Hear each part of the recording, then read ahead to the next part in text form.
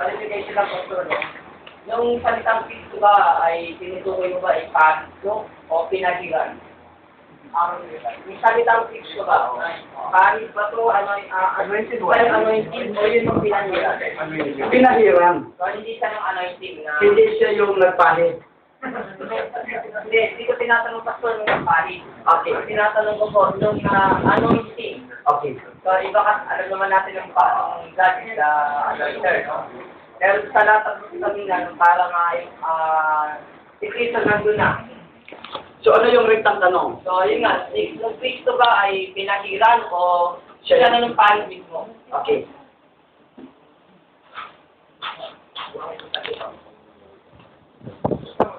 Pahit. Oo, yung pahit. So, kanina, yan ko yung Elohim, no? Elohim. Tapos, out of Elohim, lumabas yung Logos. Ito yung Logos na ibahan nyo. Si Elohim siya yung anointer. No? The process of indwelling, yung process of indwelling sa logos, yun yung anointing.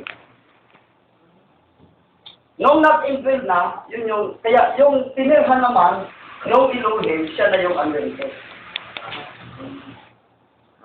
So ito yung Christ. Hindi yung tumira ang Christ. So Elohim, the anointer, the process of indwelling, that is the anointing. Noong naroon na sa loob, anointed na yung kanya.